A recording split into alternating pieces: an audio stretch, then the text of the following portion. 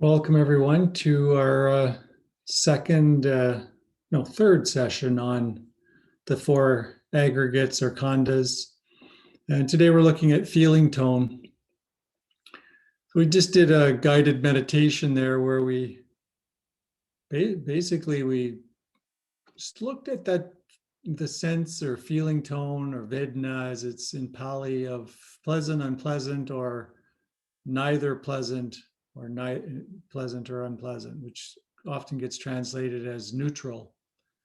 The Buddha did refer to it always as pleasant, unpleasant, and neither pleasant or unpleasant. And we've shortened that last bit to neutral, which as I've practiced with it over the years, I see a slight difference between neutral and neither pleasant or unpleasant, but that's perhaps another topic, deeper topic. But these feeling tone, I hope you got a sense of just feeling, of seeing it, of every sense experience. So, when I was sitting, I heard a beautiful bird song, and an immediate pleasant feeling tone arose, and it just arose. It's based on perceptions and my history and environment and how, all kinds of factors, but it just arises. Then I heard a car horn, or said very slight feeling tone of unpleasant arose. It just immediate, just like a pop. And then it just marches on. If you can, it's actually quite amazing. I just went for a walk with Vida, and we were kind of doing this, and it's amazing how every single sense experience has this subtle feeling tone associated with it. Many of them could be neutral, especially if you're just sitting the way we were just sitting. It could be that a lot of them are neutral, so that you get, well, it's just, you might get the sense, well, it just feels like it's blank. But that's, just a lot of neutral feeling tones arising. So feeling tones are not emotions. That's the first thing to recognize. And we have talked about this in the past, that feeling tones aren't emotions. They can become emotions, right? If we get triggered by them. But feeling tones is just that sense of pleasant, unpleasant, neutral. That's all it is. There's nothing attached to it except, and it arises whenever there's what's called contact. Is everybody familiar with the notion of contact? Okay. So when I say sensory experience, basically that's referring to what the Buddha called contact. And that's where you have a sense organ. Let's use sound or hearing. You have a sense organ, which is the ear, if it's working as a sense organ. If you're not deaf, you have a sense organ that can hear. So you have one factor. You have the object, which is the sense object, which is the sound. So that's the second factor. And you have sense consciousness, which is the third. Those three together as contact, and that's a sense experience. If you're missing any one of the three, it's not, you can't have that sense experience, right? You need the sound, and you need the sense consciousness of it. In other words, there can be lots of sounds happening in your environment. You have the ear and the object, but there's no sense, there's no consciousness of it. To you, it didn't happen, right? It's not part of your experience. And the Buddha basically said all your life is basically contact between these three things: sense organ, sense object, sense consciousness. Everything is boiled down to those three things.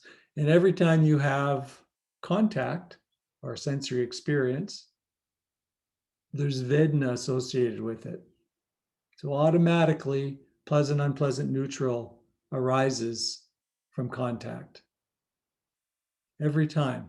So that's what you could say. When Vida and I were going for the walk, and there's birds, there's feet sensations in the feet, there's all this sensory. There's sight and as well. So there's trees and dirty snow, and it's just this constant um, constant sensory experience, and therefore constant sense of pleasant, unpleasant, neutral.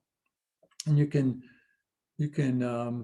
practice being aware of that as it's arising moment by moment. It's a very deep practicing with sense impressions, um, and then their the subjective taste or feeling tone of them. So feeling tone is built into every moment, every sensory experience, whether we like it or not. Right? Like it just happens. It's not something we do. Um, Everything has Vedena. So that's important to understand, that every sensory experience has Vedena associated with it. And much of it can be neutral, so you might not get that sense. And then the second point is it's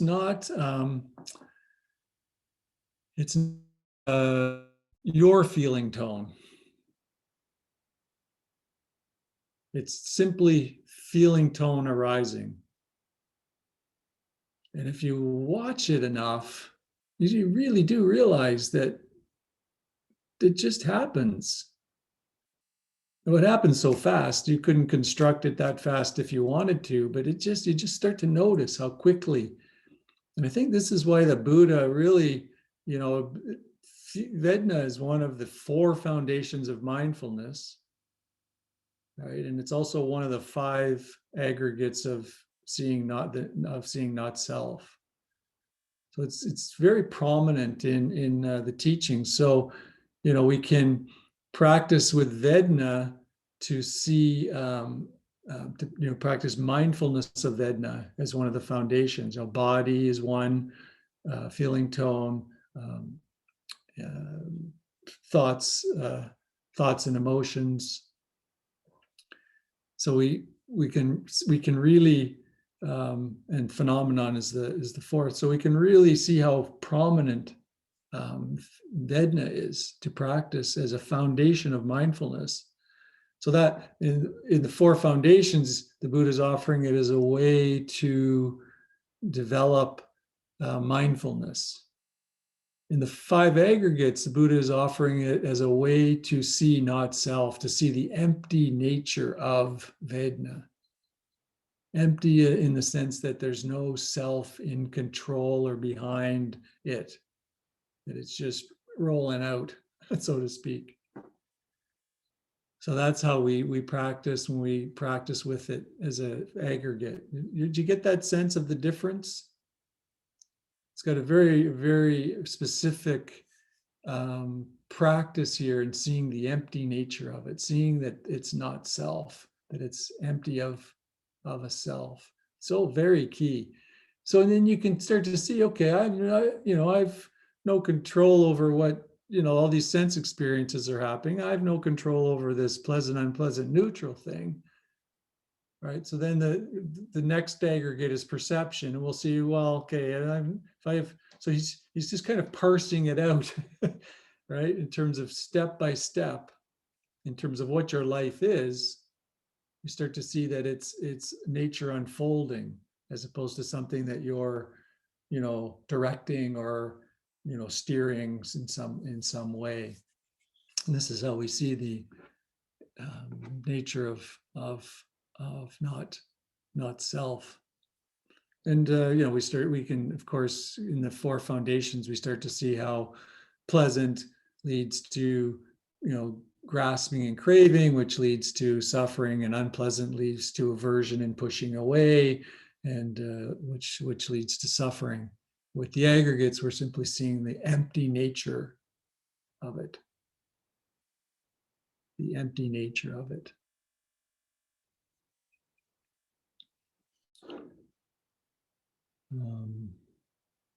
Yeah.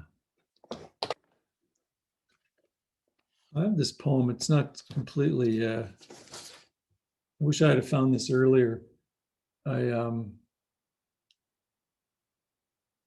read it. I just came across it. It's a Mary Oliver poem, and I'm a big I tend to resonate with Mary Oliver poems. The title is Mysteries, comma, yes. Mysteries, yes. Truly, we live with mysteries too marvelous to be understood. How grass can be nourished in the mouths of the lambs, how rivers and stones are forever in allegiance with gravity, while we ourselves dream of rising. How two hands touch and the bonds will never be broken. How people come from delight or the scars of damage to the comfort of a poem. Let me keep my distance always from those who think they have the answers. Let me keep company always with those who say, look, and laugh in astonishment and bow their heads. So we're really, I guess what resonated with that is this whole notion of not having the answers, but really looking at our direct experience, looking at our the arising of sensory experience, a feeling tone, just noticing it. It's as a mystery. I love that title, Mysteries, yes. Truly, we live with mysteries too marvelous to be understood. So the Buddha did never sort of said, do these practices and you'll have all the answers. It's, these practices will be the end of suffering. We see our true nature, see how we create suffering.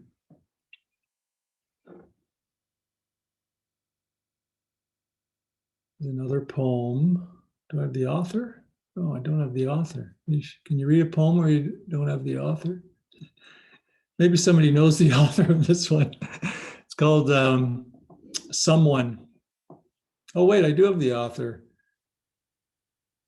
Oh, wow. The author is Nagarjuna.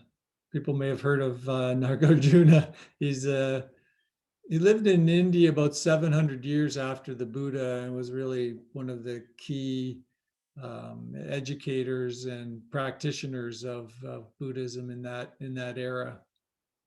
You come across his writings and poetry quite often. Nagarjuna. The poem is called Someone. Blocked by confusion, I survive by forging a destiny through impulsive acts. Self-consciously, I enter situations where personality unfolds and world impacts on my sensitive soul. Personality creates self-consciousness, just as attention, the eye of a colorful shape, triggers vision. Impact is the meeting of self-consciousness, senses, and world. It leads to experience. I crave to have and avoid.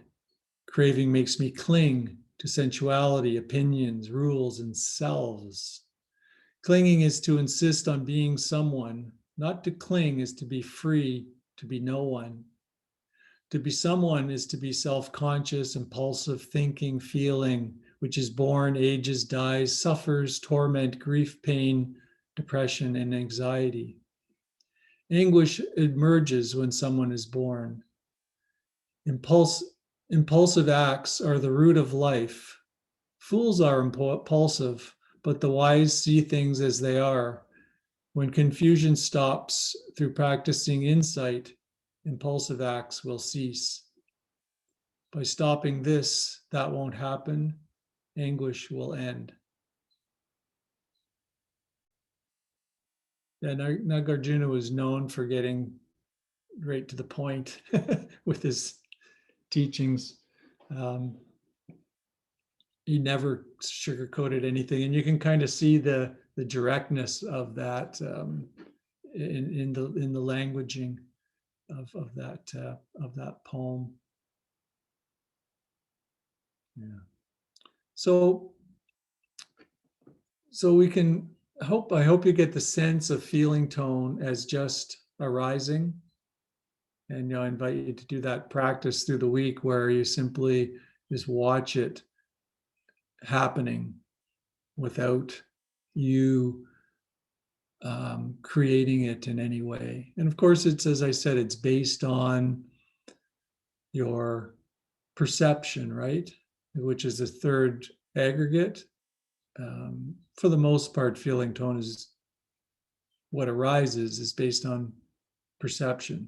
So, for example, I would, when my son lived at home, I would get into the car, and if he was the last person in the car, I'd start the car and very loud um, music, not my preferred type of music, let's just say, would come blasting through the car stereo to distortion levels, and an immediate feeling tone of unpleasant would arise, right?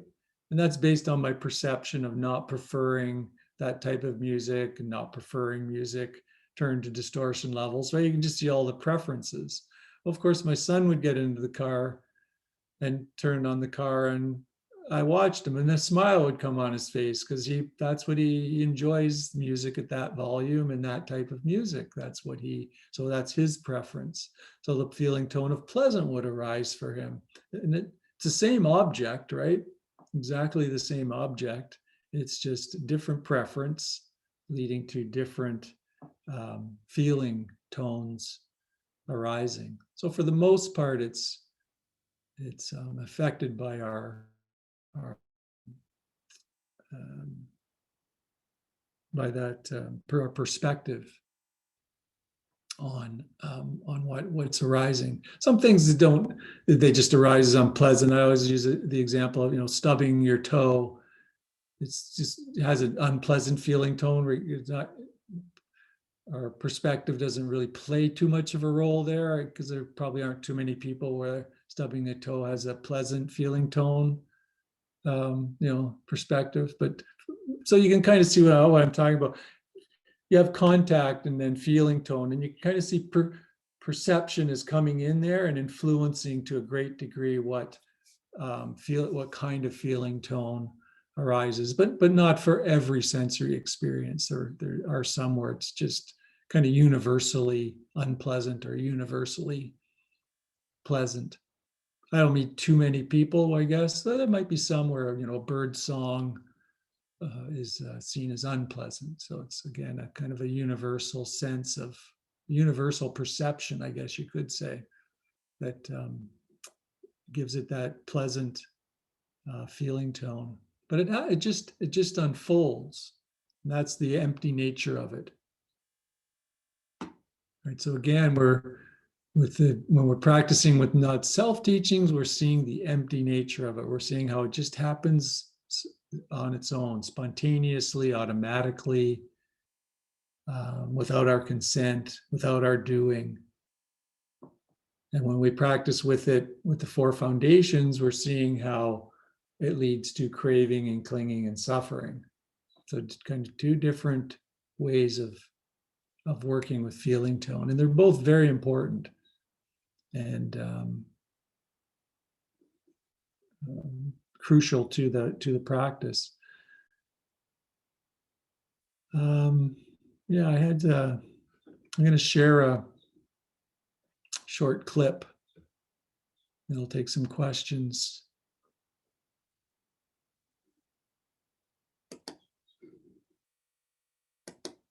This is Ajashanti.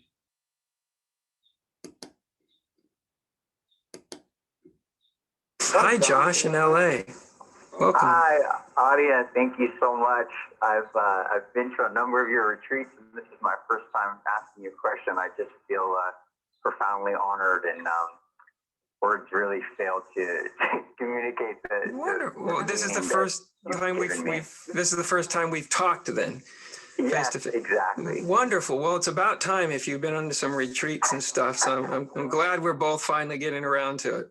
Thank you. So I remember you always said you could count on one hand the amount of questions you asked your teacher, so that made me feel not so bad about not raising my hand.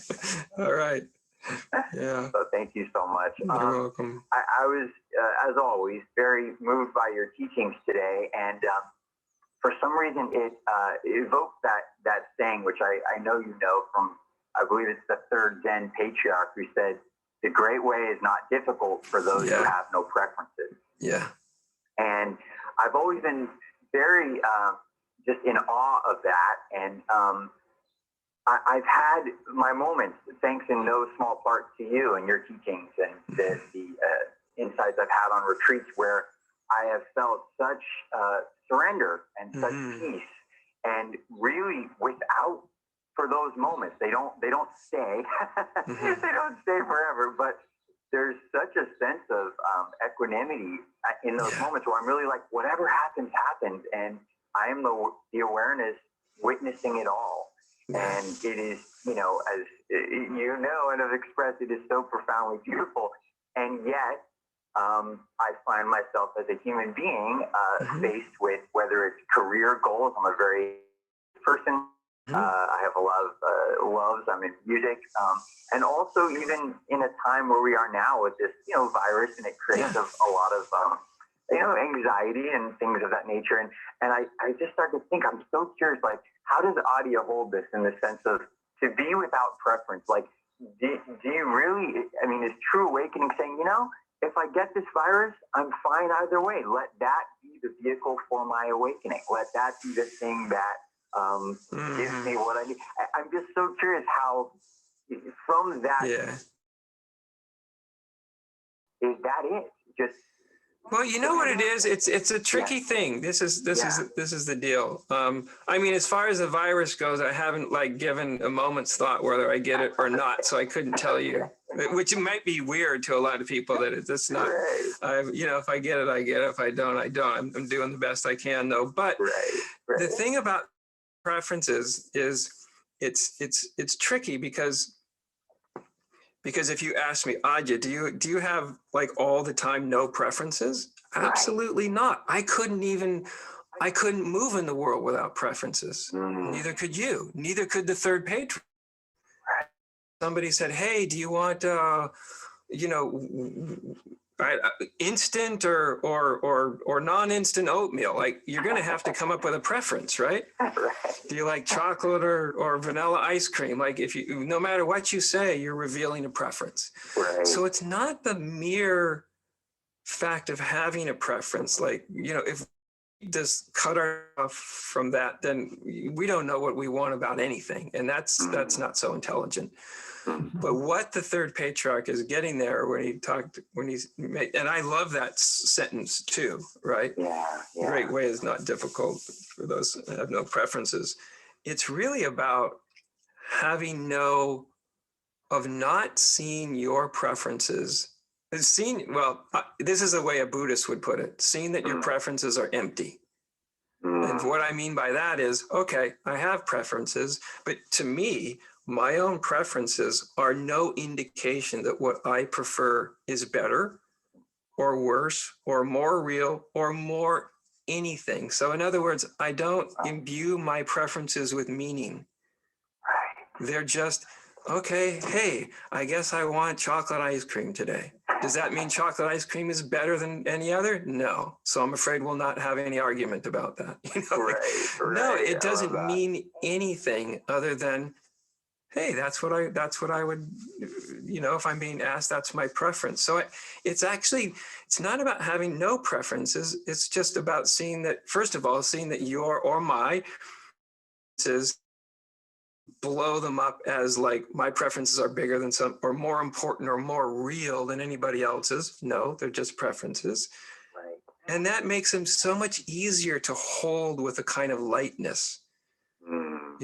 Okay, yeah, I want that to happen. Or it's kind of like you said, if you do business or something, the old Eastern teaching to karma yogis, which karma yogis would be, people who were trying to their fundamental way of dealing through their spirituality was through their work, right? Okay, I'll stop it there. So yeah, so Ajay has a lot to say about that.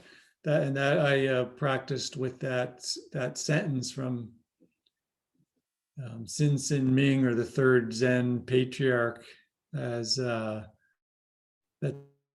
I'll just read it again. The great way is not difficult for those who have no preferences.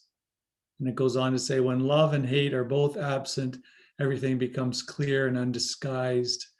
Make the smallest distinction, however, in heaven and earth are set infinitely apart. If you wish to see the truth, then hold no opinion or get struggle of what one likes and what one dislikes is the disease of the mind. So I just reading on that is, he's talking about, non-attachment to preferences, that preferences arise. But if we just see them as preferences arising, uniting the meaning to them, then suffering and conflict doesn't arise. So I hope you found that that helpful, because I just kind of where this question leads. Like if pleasant, unpleasant, neutral is just unfolding, and that's leading to likes and dislikes, which is preferences, and that's just unfolding, then really we're also seeing the emptiness of preferences, of likes and dislikes, that they arise, but they're also empty. And can you see how all this comes right? This is the next step, right? If you imbued meaning into preferences, likes and dislikes, pleasant, unpleasant, neutral, if you give it meaning and you identify with it, then what happens next? Right? You want more. You think you can control it by grasping for more of what you like, what you find pleasant. You think you can control and find happiness by pushing away, getting rid of what you don't prefer, what you dislike, what you find unpleasant. So you see how attachment, perception of it being a self and control with how suffering arises. I hope you guys are hope I'm getting through on that. It's clear. It's clear in my mind, but sometimes the words come out of my mouth and it may not be clear to the listener. So I'll open it up for some questions and see if there's some clarification that's needed. There.